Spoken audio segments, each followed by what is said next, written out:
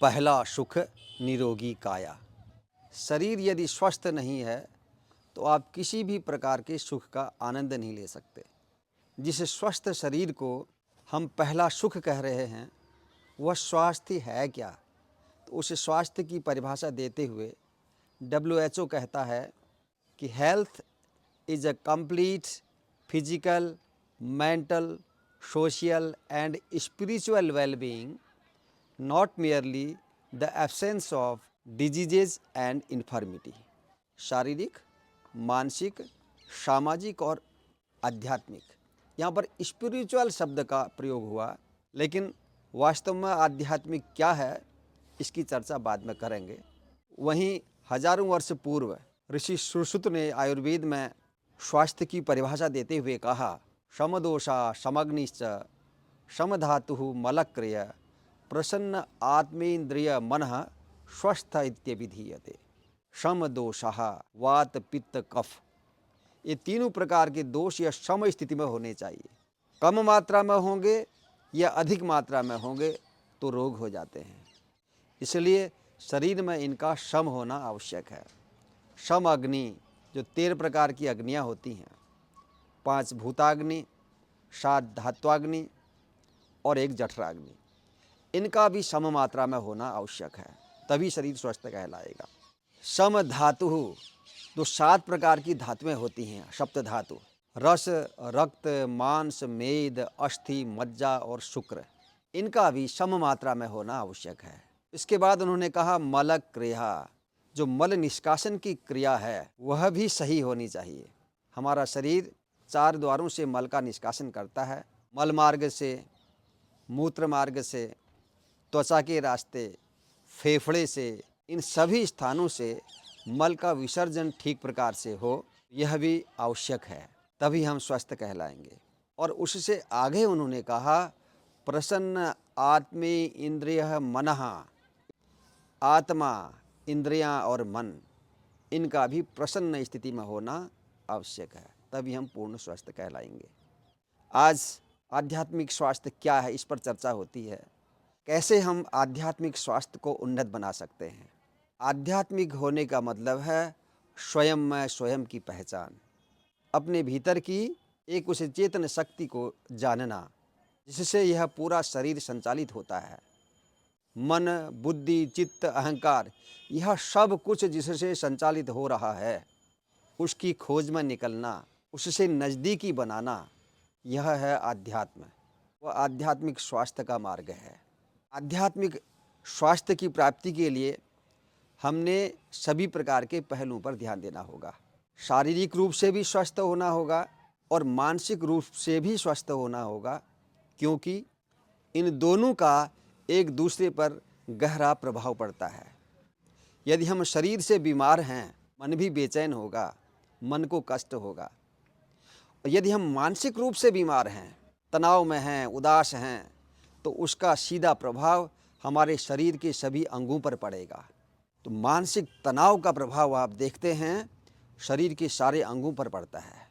अधिक स्ट्रेस होने से हार्ट अटैक का खतरा बढ़ जाता है, ब्लड प्रेशर बढ़ जाता है, पाचन तंत्र बिगड़ जाता है। इसलिए फिजिकल हेल्थ का और मेंटल हेल्थ का एक दूसरे पर बहुत गहरा प्रभाव पड़ता है। तो दोस्तों, मन यदि हमारा स्वस्थ होगा तो हम उच्च आध्यात्मिक स्वास्थ्य की ओर अग्रसर होंगे। तो मन को स्वस्थ करने के लिए शरीर को स्वस्थ रखना जरूरी होगा। और आप जानते हैं इस शरीर को स्वस्थ रखने के लिए 3 चीज़ें बहुत महत्वपूर्ण होती हैं। स्वस्थ आहारचर्या का पालन करना, निश्चित मात्रा में शरीर के अनुसार व्यायाम करना और समय समय पर शरीर का शोधन करना। अब शरीर के भीतर की गंदगी को साफ करना। हम शरीर को बाहर से बहुत साफ करते हैं, लेकिन बाहर से अधिक आवश्यकता होती है शरीर को भीतर से साफ करने की। तो शरीर को भीतर से साफ करने के लिए बहुत सारे उपाय दिए गए हैं। उनमें से उपवास एक बड़ा माध्यम है, प्राकृतिक आहारचर्या, और इसके लिए हठ योग में जो षटकर्म दिया गया है, धौति, बस्ति तथा नेति, त्राटकम नौलिकम तथा कपालभातिश्च एतानि षटकर्माणि समाचरेत। धौति क्रिया, नेति, बस्ति, त्राटक, नौली और कपालभाति, ये 6 ऐसे शरीर शोधन की क्रियाएं हैं जिनके अभ्यास से शरीर भीतर से साफ होता है। जैसे षटकर्म के द्वारा शरीर के भीतर की सफाई करते हैं, वैसे ही मन की भी सफाई करने के उपाय दिए हैं। महर्षि पतंजलि ने 6 सूत्र दिए हैं जिनसे चित्त का शोधन होता है। उन 6 सूत्रों को हम जान लेते हैं। पहला सूत्र उन्होंने दिया, तत्प्रतिषेधार्थम एक तत्वाभ्यासः। किसी एक तत्व पर एकाग्रता का लगातार अभ्यास करना, इससे चित्त निर्मल होता है, शुद्ध होता है। दूसरा सूत्र उन्होंने दिया, मैत्री करुणा मुदितो उपेक्षाणाम सुख दुख पुण्य अपुण्य विषयाणाम भावना तच्चित्त प्रसादनम। जो लोग सुखी हैं, सुखी का मतलब जिनमें आत्मसंतुष्टि है, जो प्रसन्न हैं, ऐसे लोगों से मित्रता रखना, और जो दुखी लोग हैं उन पर करुणा करना, इनका दुख दूर हो जाए, ये स्वस्थ हो जाएं, सुखी हो जाएं, ऐसी कामना होनी चाहिए। जो पुण्यात्माएं हैं, जो भले लोग हैं, अच्छा कर्म करने वाले लोग हैं, उनके प्रति प्रसन्नता का भाव, उनसे खुश रहना।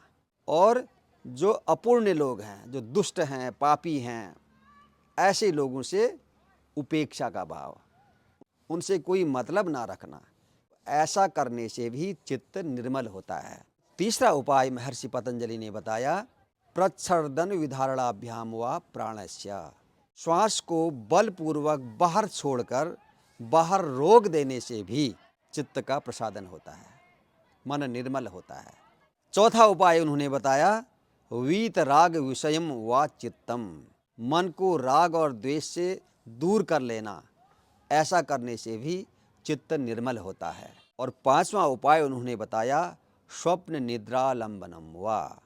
निद्रावस्था में भी जब स्वप्न आता हो तब भी हमारा आलंबन केवल परमात्मा के प्रति रहे, केवल ईश्वर का आलंबन रहे। ऐसा अभ्यास करने से भी चित्त निर्मल होता है। और छठा उपाय, यथाभिमत ध्यानाद्वा।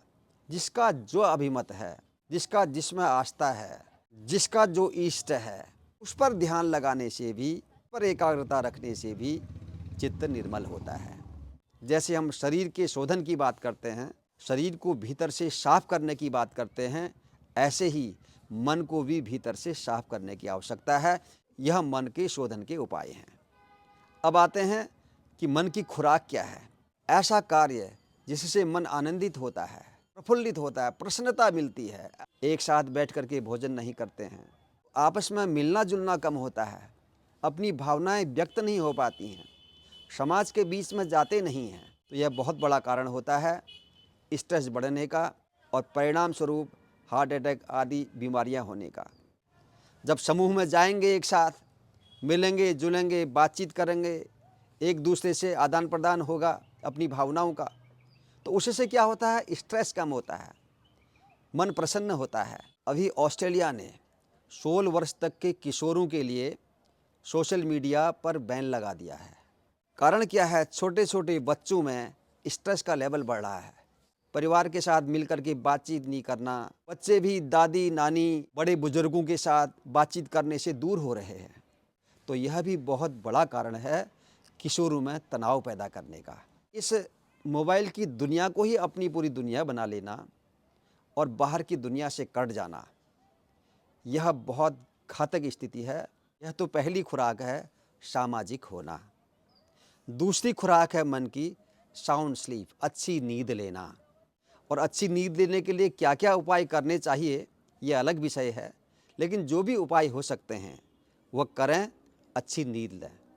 और तीसरा उपाय है खुल कर के हंसना, कई बार दिन में मुस्कराना। जो व्यक्ति जितना अधिक मुस्कराएगा, जितनी बार हंसेगा, उसका दिल उतना मजबूत होगा, वो भीतर से उतना स्वस्थ होगा।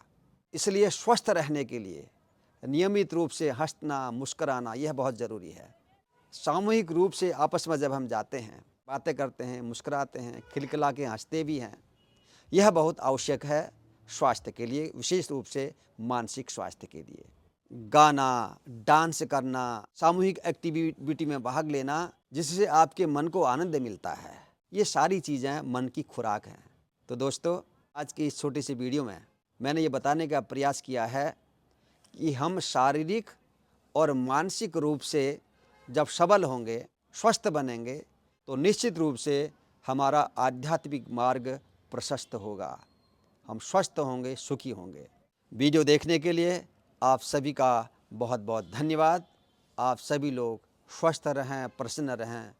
सबका मंगल हो। जय हिंद।